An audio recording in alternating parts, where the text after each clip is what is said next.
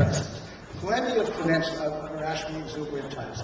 Plenty of young people who think that the world is new and historical precedent doesn't apply. They're always there under the woodwork, and only policies that are strict in terms of monetary terms and that aren't coercive in terms of regulatory terms can keep these people under control. There will be bubbles in any market. There will always be nuts, but you cannot have a massive bubble unless it's government. And in this particular case, I'm saying that unless you have the policies of government gradually changing the players, because they're the ones who can make profit for the companies, they're the ones who get on top, and the conservatives are on the other side. So that's my broad thesis, but I'm going to give you a few strands of it. One of the things, let's change slides, legislative jawboning of the credit culture. There were so many statements issued by HUD about the impatience with lending institutions. You probably recall, you know, of course, that Clinton and Bush agreed about one thing. The American religion in the sanctity of home ownership. This corrupt idea that the richer two-thirds of the citizenry should have resources channeled to them to make it easier for them to buy homes at the obvious expense of the poorer one-third who can only afford to rent. I mean, that's the grandiosity of the Clinton-Bush notions. That they're on the side of the Americans, and clearly, and on the side of the common man, and clearly they're shafting the poor people. And so this is a statement that had to do with that newfound religion, that it's crazy for lending institutions, down in the quote, lending institutions, secondary market investors, mortgage insurers, and other members of this partnership.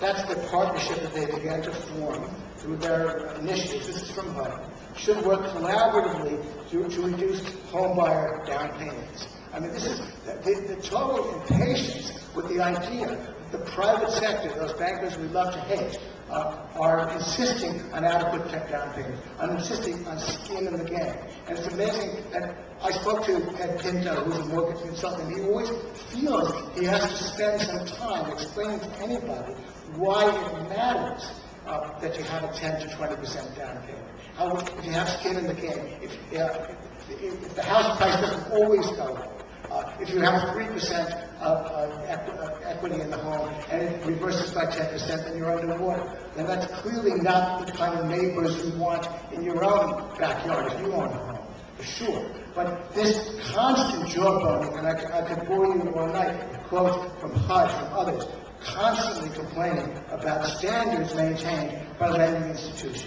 And they're not going to be popular in Washington. Now, another strand was, I guess it began to recede under Bush, but this is the next slide, threats of lawsuits over racial discrimination. Now, you have probably heard, and I think if you talk to the average West Sider, that mortgage banks discriminate. They won't give loans to blacks and Hispanics.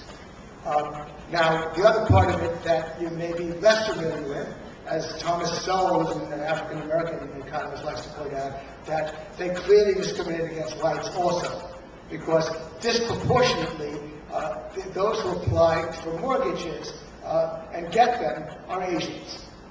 So we assume then that their racist policy is clearly to favor Asians over whites over blacks and Hispanics. That we all assume, even though, of course, the capacity for genius, left-wing genius, is to hold two contradictory images in place. We also know that they're hungry for profits. Now, if they're hungry for profits, then presumably they want to lend money because they're in the lending business, and they want to get people who are creditworthy. That's the argument of somebody like Sowell, that one of the great virtues of capitalism is it does tend to be race and gender blind in the zealous pursuit of profits by the capitalists. They don't care what your background is. If your employment is secure, if your credit rating is good, if you can put up the down payment, they want to give you the mortgage.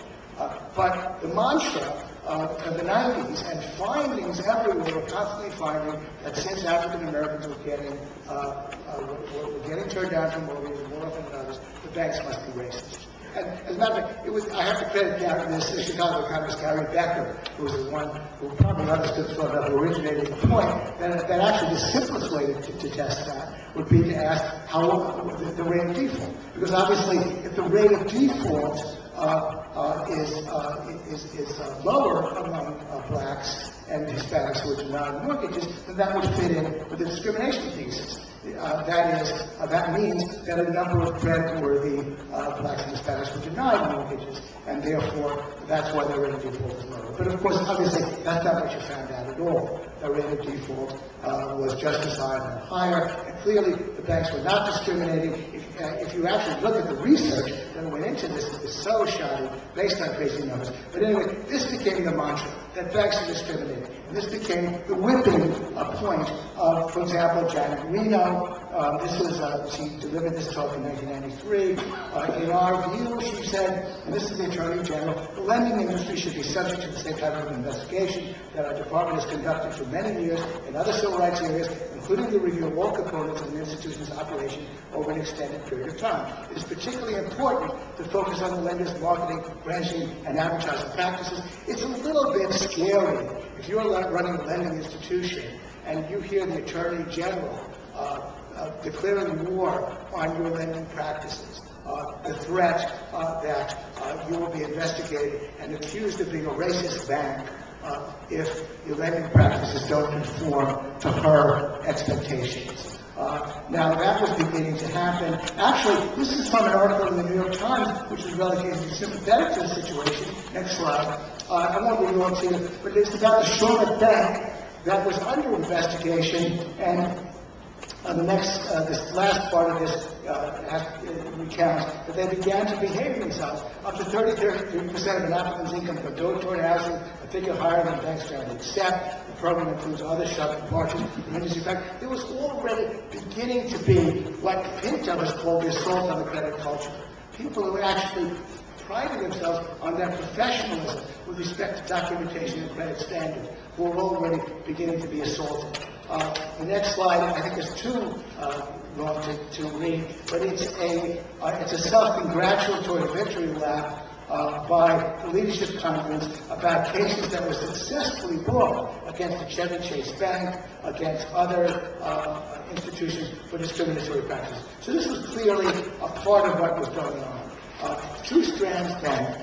It was legal threats, it was jawboning, it was the idea that anybody who runs your bank has got to be somebody other than the guy who knew that in order to run it successfully, you've got to be considered to be standard.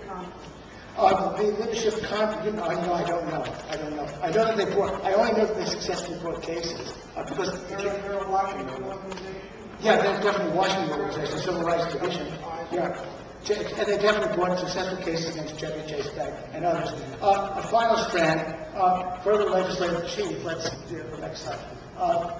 The Regal Neal Institute Banking Act, which is actually good, but it had a definite right. It was the Banking Act that finally lifted all restrictions against mergers for banks.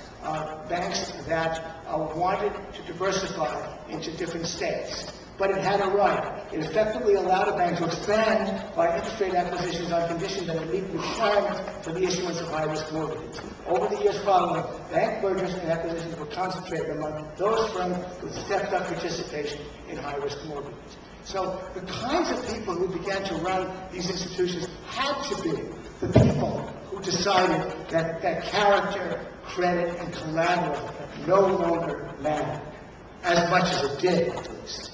That you had to forgo standards, because the last thing you wanted was for your bank to be accused of being racist. You wanted to expand into other regions, then you had to relax your standards.